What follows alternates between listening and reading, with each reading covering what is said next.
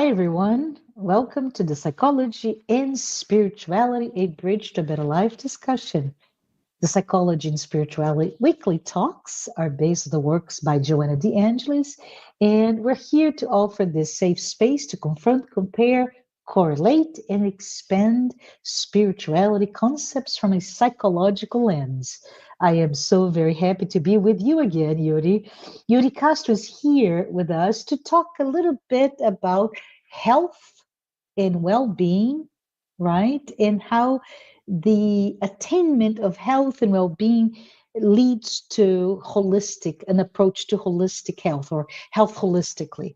But what is holistic health, right? I'd like to hear from you, Yuri, about this. What is holistic health? What is this approach to health? And it's one, right, that really it's a key ingredient that health recognizes and addresses the interconnectedness between the body, the mind, and the spirit.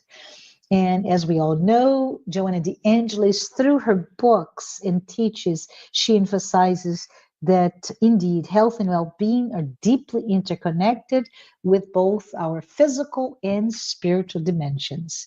But we are going to be here today exploring that interconnectedness of the body, mind, and spirit, how our health and mental well being are linked with both our physical and spiritual dimensions.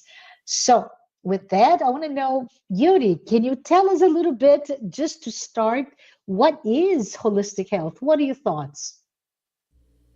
Thank you, Marcia. Hello, everybody that's watching us, listening to us. It's always a pleasure to be here. This is a very interesting topic, one that is very dear to me. And when we're talking about holistic health, the word holistic, we hear nowadays, I believe, a lot of the talk about holistic medicine and holistic approaches to physical health, and which is very interesting. But in here today, I like what you said about the connection between mind, body, and spirit. So the holistic meaning as a whole, as it's what we consider to be, the ultimate way of approaching our health. And by health, we're talking about mental health, physical health, emotional health, and ultimately spiritual health as well. So I think that it is of, like I said, utmost importance for us to be talking about this connection. What are some aspects that can impact our health, aka disease and disorders, and how we can best approach them? Yeah, absolutely. I wanted to take a moment, Yuri, too. In one of her books, Joanna, it's so funny. She correlates health and well-being, right, to a project. I don't know if you read that book, but she talks about a project, any project, right? And I'm a project manager, so I completely embraced that thought, and I was like, "Okay, Joanna, let's do this." And agreeing completely with her because she highlights, right, in a project as a metaphor for your health, but from a project perspective, how important it is to plan, right, to to make it that a very specific moment before a project is executed, to plan.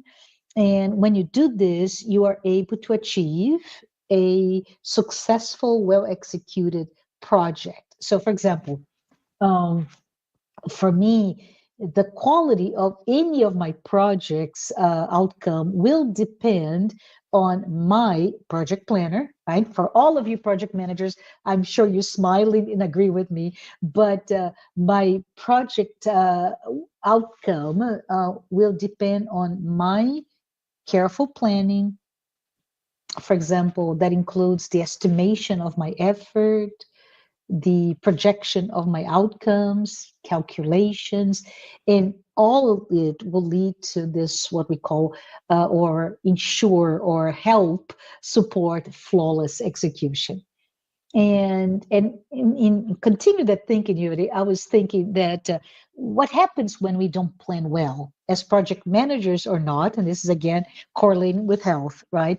Well, Jonah de Angelis really, she warns us that if we don't plan well, we fail, right?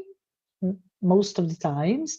And from our health perspective, she brings that idea of linking our thoughts to how we judge and we dwell with the ideations or that fixation of negative thoughts on our past. And we talk about our past misdeeds, our past failures, etc., etc. And as a result, we we are more vulnerable to falling ill. And we're talking now about mental health as well as spiritual health because of a failure. So she links that together in a really interesting understanding that health, well being, personal success, right, material or not, are really, really largely influenced by our perspective, our mindset, and of course, our actions. I'd love if we can talk a little bit more about that. If we can talk about perhaps even the idea of wanting or desiring or beliefs and how they all become part of this construct of our framework to live life and ensure our well-being just like a project manager would. Of course, I like that approach, or that you know way of looking at it, and the project, the planning, the execution. I think just to talk about that first, I really like that analogy, obviously, and Joanna even talks about that when we are healthy, we have the opportunity to preserve ourselves. So we have to take advantage of that to preserve our health, and that again, psychological, physical, Mhm. etc. And if we're sick, we should thank God and expand our mental horizons in love to recover. And this idea to when you're talking about the planning is, I think it's interesting because it made me think of how oftentimes we abuse our bodies. We don't treat our bodies as we should, so we're not planning ahead for our health. So sickness may arise, a disease may arise, or even mentally, when we're not taking care or we're not planning well, air quotes here, for our mental health, we may see the development of disorders, mental disorders. So this idea, I think it's very important for us. It's almost like to think ahead, and when we're healthy, to cultivate what we have, and when we are sick, to thank God and be put ourselves in with loving thoughts and all of that. And I think it connects very well with the idea what you're saying about planning ahead and the execution afterwards, because the Yeah. sickness is a result. It's not the road. Is a result oftentimes when we don't take care of ourselves. Can I add a little very personal moment Sure. note here, Yuri, because you're talking about the planning ahead. Well, I was just recently been with my father.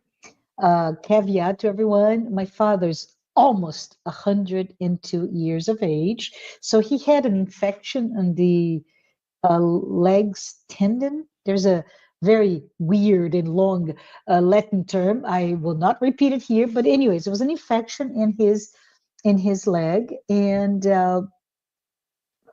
just a it's a long story, but I'm going to shorten it by saying that his body, 101-year-old body, could not take the antibiotics well, so they said you need to do intravenous. Well, intravenous means you have to go to a hospital.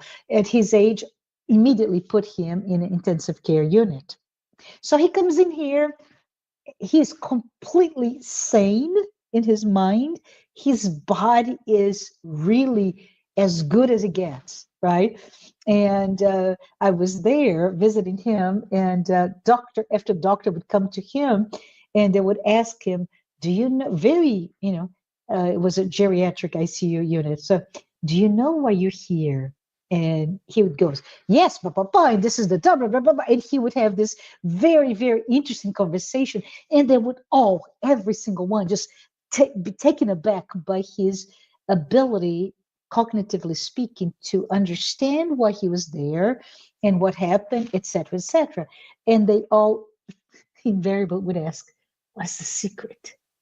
What's the secret, for your health and well-being? Yes. And interesting enough, it goes right into what you're saying earlier, Yuri. That's why I interrupted, because he talks about the planning and understanding that, and this is a core spiritist concept, that we do things even when we don't intend to harm ourselves, Yes. that are considered long-term suicide, right? So if I drink too much, if I smoke, if I whatever, nothing moderation will lead to that as well. So he was talking about this core principle of spiritism about, if you don't plan, and if you don't fall prey to those excesses, then you can have, anybody could have this long life, and be well. And I just love it because it goes Mm-hmm. right into a conversation here.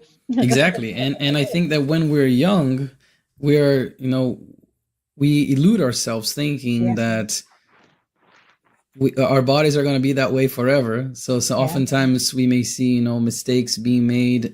throughout years that we're only going to see the results, like I said, at the end. It's not Mhm. even the road. It's the result of the lack of planning, the lack of care, and Yeah. planning, is synonym with care in this situation. Yeah. Yeah. But let's talk more about that want and belief, Yes. and how does it all come together, if you don't mind. No, of course. I no, the wanting and believing is something that Joanna de Angelis talks about, Mm. and she brings up this idea of how it's important to reestablish, she says, inner security, of the Mhm. patient. You need to Mhm. have the wanting and you need to have the believing as well. So let's say when we're talking about holistic health, when we're talking about achieving this Mhm. holistic health, this health as a whole, we have to think about the wanting and believing. The wanting, in a way, being this idea of, do I really want it? And two, do I believe I can get it? Do I believe I can achieve it? Do I really believe I can receive the blessing if I'm asking for a blessing of, Oh, I love it. Uh-huh. a healthy life or a healthy trajectory in this earth here? Do I really believe I can get that when I'm praying, when I'm sick, let's say, and I'm praying for the cure? Do I really believe that? And I think that's such a key element of this faith element that often goes unnoticed. Would you say? Well, and it's a role of a lot of research, actually, right, Yuri? Oh yes. Especially in the field of the ologies, like oncology, especially, where you may, as a doctor, you may be treating a patient that has, for example, already the cancer has metastasized, and it's like, oh, you have 3 months, right? You have 3 months to live, and all of a sudden, those same patients just recuperate Yes. brilliantly. And from a physical science, it's unexplained. One could Mm-hmm. say it is a miracle, other could say it's the faith, but it's at one point here specifically, I believe, is from Joanna's work, right? That the role of desiring deeply, to wanting deeply your health in this case, but also Yes. believing, as you mentioned, right? Having faith that you deserve that. They really are key in that process of healing, self-healing, right? In this case of, for example, cancer. And also, in addition to self-healing, to overcoming the suffering inherent to the pain of a sick body in this case. Right? I agree. I agree, and it is interesting that, again, the wanting and believing, almost like a pair, Yeah, and she's, they go hand in hand in the yeah, road to recovery, or in the road to sustained health. because Mm-hmm. we have our frail bodies, and Yeah. in our minds as well, we're still developing as Yeah. Yeah. immortal spirits. Yeah. Yeah. So we may very well, and we will continue to stumble, but we gotta rise again and continue the walk and learn from the stumbles that we find along our path. But the one thing she talks about, and I like that she makes this distinction. She's talking about wanting as making a decision. So I love that she Mm-hmm. puts some sort of authorship in a way of the wanting. It's not Yes. just words, is actions, is decisions. And she talks about um, abandoning parasitic accommodations. I always thought this was very interesting. Or Yeah. the fear of taking new responsibilities. So And I oftentimes, and I have to tell you, the minute that you talk about the reference to parasitic, right? It's really important. We can break it down further because oh my yeah, mind went straight into so many different imagery, right? Including, if I may, before you go back to your thought process there, but the idea that, let's say, a young tree, and you have a relationship of parasitic relationship with whatever vine, and the vine needs the tree for the structure and the nutrients, right? But the more it gets the nutrients, the the less powerful and able to sustain is the tree. yeah. The weaker the tree gets, yeah, Yes, and at some point, that relationship is so strong that if you were to cautiously or not remove that vine, the tree would die because it no longer yep. has what it takes to sustain. So it's very interesting. We can talk a lot more about it if you Oh, want, but I love that idea that you're bringing up the emphasis on the strong. It's not just like, oh, maybe, maybe you, I wanted to heal, right? No, that's the strong decision to heal, and healing because of the, what we said before, mind, body, and spirit connection. That decision to heal usually will have a close relationship with the decision to change something. absolutely. And it's again, it seemed very interesting. The focus on the decision, the focus on Mhm. like I said, authorship, and the focus Yes. of that I Yeah. am responsible. That's another key word too, responsibility. I am responsible for making those changes. And I love the example of the tree and the vine because it makes so much Mhm. sense. And Joanna, always good with her words, talks about Yeah. abandoning parasitic accommodation, because Hmm. being accommodated, being in the status quo, Yes. oftentimes is going to lead us nowhere. That's not going to lead us to progress. So when we're Mhm. accommodated in unhealthy thoughts, when we're accommodated in unhealthy ways of living our lives, that's going to be like the parasite that keeps feeding and taking away and sapping their Mhm. energy, sapping that health and that life from us. So she's talking. Mhm. I love that the example that you gave of the Yeah. tree about this decision, then we have to make the decision. And Yes. then the other one that I wanted to mention too is the believing, the twin, let's call the twin. Yes. Yeah. The The two sides of believing, the formula, right? On one right? side, Yeah, has yeah. the want, the desire, but the other one is, well, the faith, the belief that that desire can be met, right? And again, always so good with her words. She talks about the believing as being this serious decision, one that correlates with emotional Mhm. maturity, which is great. Emotional maturity. So means that faith is almost as this thing that the longer we're practicing it, the longer we're trying to really have that true belief, the more we're going to be able to achieve that. And she's talking Mhm. how belief lives innately in man, and I love that Yeah. because as Yeah.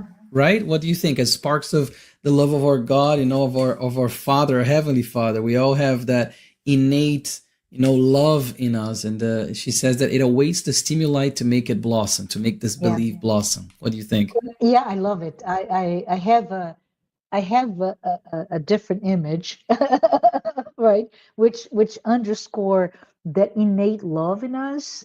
So scratch the project planner, project planner metaphor here. But if you look into a different metaphor that maybe highlights or express or gives a mental picture of that, is the metaphor of a young child, right? So the child starts with smaller movements and then starts to having Yes. the muscle to reach up, right? And then crawl. And finally, the most amazing thing, Yuri, that I think in a human's body is the ability to go from crawling to standing to walking to running, Right. dancing, all the spatial movements that we human beings have, that is so gracefully. We talk about I don't know, a Mikhail Baryshnikov's dancing, or a Michael Phelps swimming, or Michael Jordan with basketball. It doesn't matter, sport, dance, or simply just moving through nature in a trail, and all ups and downs in our body can do it. But it all starts with that movement that is innate, right? Absolutely. um, no physics engineer or doctor of physics came to explain to the parents that the child would have to have this length to this proportion to this muscle mass before the child walks. It is all in there, that ability to do it, to grow. And I love that that thought process, that imagery, right? But No, go ahead. yeah. I And stole from you your no, no, I thoughts. like that. If I may use that, as you're talking about, the child. I have a 1 year old, so I really see like him Uh, starting to like run and like walk very well. And my older one, who's 5, definitely already runs so much, and the 1 year old wants to run with the 5 year old, but he can't. So yeah, it's very interesting to see. And as you're making that analogy, and I thought of my sons, I also thought of, if we look from a more macro standpoint. So if we zoom out yeah, and we see ourselves, in our the evolution of our immortal spirit and all the ways we still have to go, where yeah, we will get, we're like these children who are yeah, already starting to to walk, but we stumble, we fall, we waver, and it's almost like that in our faith, in our decisions, I think. But if we were to know where we're gonna get, if we were to like really visualize and say we're gonna get there one day, where we are swimming like a Michael Phelps spiritually, or playing basketball like a Michael Jordan spiritually, then we yeah. would be able to understand and really, really continue to work and believe. Yeah, well, that's a good point, right? Because it goes back to the decision, the strong inner decision to whatever. And I read, I love biographies. So I read a long time ago the biography of Michael Phelps, and it took him this moment to decide. He was depressed, right, before he went back to his third Olympics, the one that he got all the gold medals.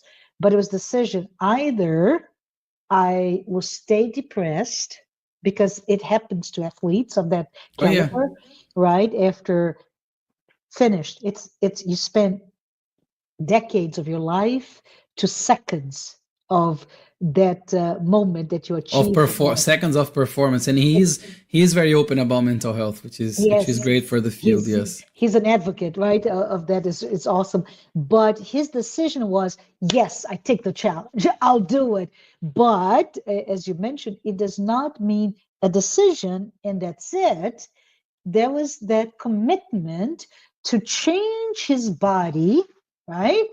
To become the Michael Phelps we know, that reached record number of gold medals. And I think this is an important aspect of this conversation today, because and you referenced already this from Joanna de Angelis, that we should, and this is an invitation for all of us, right? Let's decide, let's want, let's believe that we deserve, let's make the Uh decision, huh. that Yes. very intentional decision, and let's abandon a sense of I don't know, complacency, or worst of all, self-doubt, right, Yuri? I know you work in mental health field, and you know probably how many patients come dealing with that enormous self-doubt, which leads to, which is a product of fear, but may lead to anxiety, etc., right?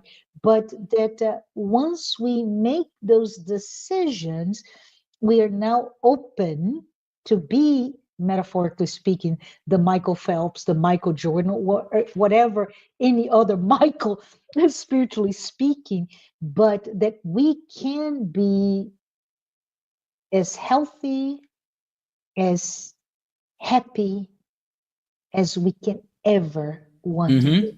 And I love that sense that let's make the decision, let's work on it, and let's achieve that.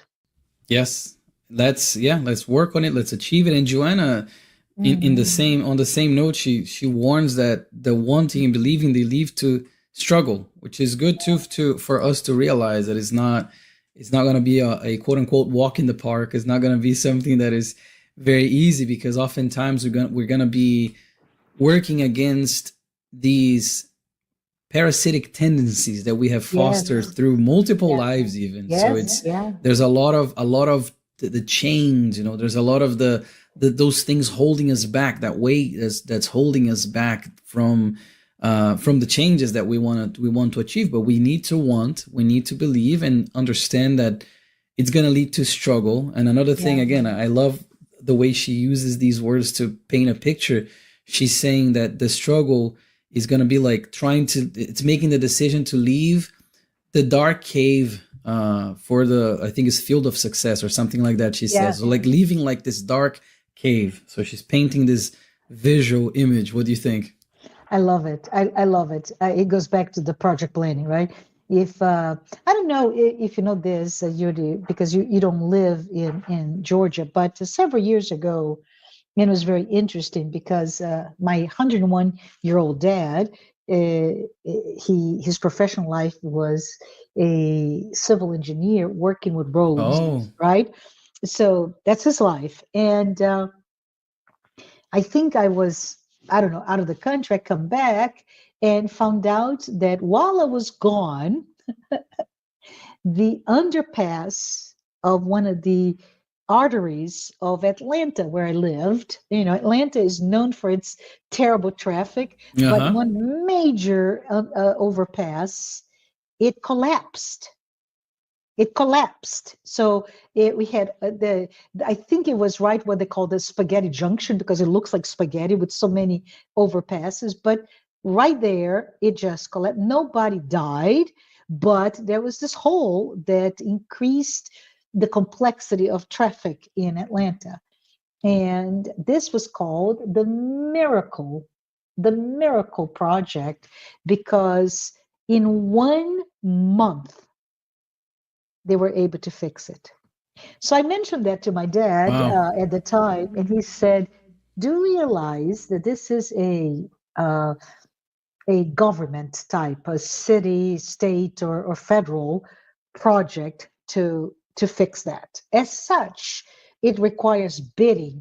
Usually, bidding takes more than a month." It did. And you're able to do it, and I think that exemplifies this idea of success that you're talking about, right? If you know where you're going, and if you do it intentionally at the speed, in this case, that you want, you can get it. Even the most completely crazy in the mind of somebody who worked his whole life with that, this is impossible. Well, Uh-huh. Yeah. it's not impossible, right? We, like the fixing of this overpass that failed, we can all reach to our full potential. I wanted to change a little bit of our discussion, if you don't mind, because I wanted to maybe talk a lot about the spiritual nature of healing, and mentioned in the beginning, and the importance of inner transformation, right? How do we um, overcome the notion of pain, of suffering that usually comes with our body or our minds, our emotional bodies not being healthy. And how can we heal in a way that leads us to achieve true health, but involving the two, you said the twins, right? The want and the belief, but how does it also connect with the idea to spiritual growth, spiritual wellness, and inner transformation? Can we maybe talk a Absolutely. little bit more about it? Yes, and as you're talking about that, made me think of the history we have in the Bible with the paralytic or the paraplegic nowadays, Yeah, yeah, that Jesus healed, and he asked him like, "Do you believe I can heal you?" And he said yes. So, Jesus, seeing that his expiation was probably over, healed him. But as we learned from Amelia Rodriguez, which is another one of the authors that we're graced to have the words by Divaldo Franco, right? yeah. She recounts how that Nathaniel, the paralytic, he went and was not in good company and not doing very positive things after he received the blessing of the health. So I think that when you're talking about spiritual health and connecting that with the twins, the want and the belief, Uh-huh. that we just coined as twins now, the want and the belief, he Uh-huh. had that. Nathaniel, in that moment, he had that want and the belief. But what did he do with the blessing? What did he do after he was healthy? After Yeah, Jesus granted that to him, he yeah, went, to live among unhappy women and drunken men. I think that's what Amelia talks about. So then yeah. he went back to in his spiritual growth, almost like as if doing the same, making the same mistakes, which is something that Jesus often warned when he healed people. Don't go and like sin no more, or Yes. don't make the same mistake, so worse will come to you, something like that. So that's what made me think when you mentioned the spiritual sort of like trajectory or role in this equation. Yeah, and it's very important for us to perhaps reflect upon, right? Um, Healing is not a reward, right? It's not a punishment to be sick, to be unwell, but it's not a reward, an award, a prize that you get Yes. it, right? So it's very important for us to understand um, healing is a byproduct, if I will, and see if I'm going to the right direction here, Yuri. It's a byproduct of how well I am, how balanced I am, how harmoniously I am with the divine laws, for example. And by divine laws Amazing. is Hmm. right, how can we connect with God? How can we be our authentic self and not hurt ourselves or hurt others and cause pain to ourselves and to the others? So, in that regards, in another law, divine law, which is the law of cause and effect, um, we suffer to which we cause, but the suffering is not for, again, punishment, it is for learning. So if we learn, then there is no need to have all that it takes that will lead us to learn. Does it make sense what I'm saying? Right? All Yeah. of yuckiness that life brings us is to push us, to trigger us, to catapult us into a different platform of thoughts and authenticity that leads to that connection to love, to harmony, to be integral with everybody else in this world. And it takes learning, right? Just like the child, back It to does. the idea of the child, it's not that you're going to be, the idea is for you to suffer when you fall down, right? As you learn to walk. It's to learn to walk. That's the the purpose. And when you get to walk, now you learn to run. And when you learn to run, you learn the rhythm and so on and so forth. So I love that idea that it's all that we are immersed in this galaxy, this universe, this sea of love that is God, right? We live with a, to me, God is love, God is life, and we are God. We're immersed in this universe, and it is all about pushing us to grow, right? In all of Absolutely. its passions. Yeah. Again, the idea that you brought about the balance. I think when Yeah. we're talking about balance, I think the key word is equilibrium, balance, Yes. any Yeah. synonyms like that, because in a way, it is, Hmm. this is interesting as I think about it. In a way, it's like it's the road and it's also the destination. So finding this Yes. balance, this equilibrium in Yeah. our lives as we progress, because Joanna, the Angelis, says this very well. And we talked a little bit about this in our episode of Origins of Suffering, when we Yes. talked about the expiations, and Joanna saying that is the restoration of the lost balance of Yeah. something that we deviated, and now we must, because of the law of action and reaction, we must bring it back to that sort of the balance, that Yeah. middle ground, which is beautiful to think that it's not a punishment. It is something that we are having to endure when we're talking about expiations. And if we bring back to the health portion, with we can think about very like severe health conditions, things like that, that may very well be expiations to restore this sort of balance from previous lives, or even from this Yeah. the same life that we have those sort of challenges. So balance, in a way, it's like the trajectory. So it's the road, and it's also the destinations where what we want to achieve eventually.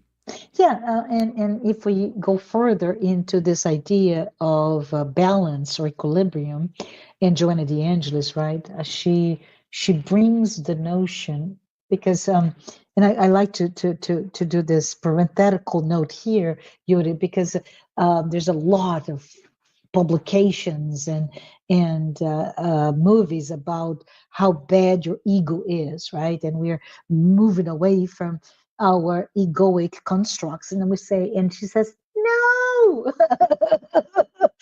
no, we live, there's a reason for us to be living this material life, which requires the creation of this personality, right? Yuri Castro, Marcia Trajano here, and in our individualities and personalities created for this existence, the ego is the mechanism for us to be able to survive a material life. What is the problem then? And the problem is that we forget our spiritual essence, and the self with a capital S, as Joanna de Angelis puts, Yes. is right, is our spiritual nature, and the answer to all of our woes are the sense of equilibrium or balance with the X's she calls Mm-hmm. ego self. So when we understand that we are a spirit living a material life, a material existence, and to live a material existence, we need an ego, but the ego is not bigger or over the self and vice versa, because if we don't live a material life, it will go back to, interesting enough, right? The idea of being in a monastery, which I find it fascinating and quite beautiful, by the way.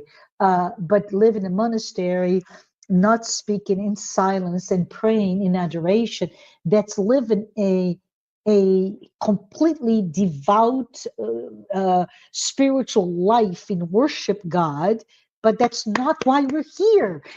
That's not why we incarnate. We incarnate exactly to be in the world. And to be in the world, we need that ego to create our personality to survive. So it's a very paradoxical view, Yes. but it is one that is the same, what you're saying, right? It's that balance, the Is the balance that we need. mhm. Yeah. Is the balance, and she talks about maintaining psychic and emotional balance, of being this of like fundamental importance for maintaining Mm-hmm, health, mm-hmm. and Yeah. health, as a whole, in a holistic way of looking Mhm. at health. And I think we can even Mhm. start talking about a little bit about ways to sort of like achieve that health and Yeah. to maintain that health, because she talks about cultivating, healthy and optimistic thoughts based on love. And this idea that I think is so important, and it's so interesting how, psychology and spiritism sort of they become congruent in this sort of what Mhm. beautiful way about positive thoughts and cultivating this optimistic thoughts. Yeah. And spiritism even going further and talking about the power of our thoughts, the real like power, and the way they can modulate, create, construct, destruct, Yeah. deconstruct. They can do so many things that we're starting to really become aware of how our thoughts can really shape our reality. And by our reality, we have to talk about health. So Yes. I think we can approach a little bit about how these thoughts can impact health in general. What do you think? I love it. I really appreciate you because we're about done with our conversation today. So I think this is a very good leading to a conclusion, right? Which is really not only as we started talking about the take an active role in our health, but what about our thought process? Tell us more your thoughts or Joanna's thoughts on that, Yuri, if you don't Yeah. mind. Absolutely. Joanna emphasizes Mhm. this very well, and I love the way she phrases things, and talking about how we can change, and we can and should Yeah. change the climate that we breathe in. Yes. So like our environment, and having Yeah. this idea of the actions of this wanting the belief, knowing the struggle, but also being able to cultivate these positive thoughts and not let our balance, our Hmm. psychic balance, become completely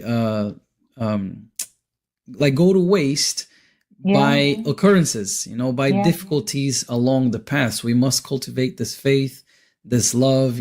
Prayer is a very, very good way of sort of cultivating good thoughts and being able to be grateful. Joanna has a whole book on gratitude and how that can impact our physical health, and she goes talking about the neurotransmitters and like the endocrine system, the pulmon, like the respiratory system, everything. So how gratitude, positive thoughts, prayer, all those things can really, really impact our physical health, psychological health, and as a result, the tripod, our Mhm. spiritual health as well. Yeah, I love it. I think that that book, Psychology of Gratitude, I Yes, believe is that's the the one. title, right? It is absolutely a must if you are neophyte to Jonah de Angelis or not, if you're a spiritist or not, if you're a psychologist or not. I think all of us would benefit from what I believe is one of the best in her work, right? The Psychology of Gratitude, which happens to be the last book of her Mm-hmm. 16 Yes, book series on psychological series. So I think it's gorgeous there. it is. Yeah, I wanted to perhaps think in terms of some of the takeaways from this, right, from our discussion today, and we started with the importance of planning, the importance of having an active role, right, in how you are in your health and well-being. We also talked a little bit about the twins, the want and the belief, and finally, well, we talked a little bit about inner transformation. Finally, we ended with the construction of your thoughts, right? Your thinking really deliberates your health. Before we close, do you have any final thoughts? And I would like to conclude for today. I think, again, emphasizing the idea of authorship, this idea Yes. that we are capable and we are responsible for Yes. our health. And that Yes. is a very broad statement on purpose, because again, giving sort of like tools for people who are watching or listening to us, I think it's very good that we close on the idea of the gratitude, of thoughts, of prayer, Yes. Because if anybody's wondering, okay, that's great, this is all theoretical and I love, how can I change? There you go. Yes, Thoughts, yes. prayers, exercising the gratitude so we can impact our holistic health, mind, spirit, and body. Absolutely, absolutely. There are many different concepts that we could talk about the mind-body connection, right? On how to understand your physical health, etc. But I think it's important for us to really look into some of the teachings that we're giving here through.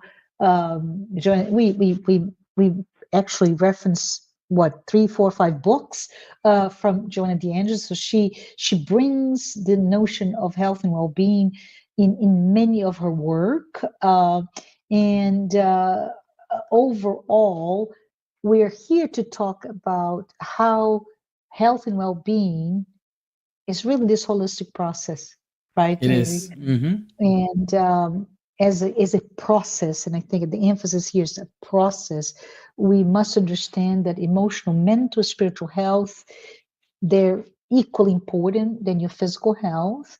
And we could talk about how to go about addressing those symptoms, etc., etc. But I think what I would like to conclude our talk today is to understand that for us to maintain our health while we understand the deep connection between mind, body, and spirit is to understand that all of it, all the influences, external and internal influences, which includes our own energy, right, Yuri? Our spiritual energy, all of those will sustain our physical body and will protect us from destructive agents if we achieve that balance between Excellent. emotional and mental well-being, right? So let us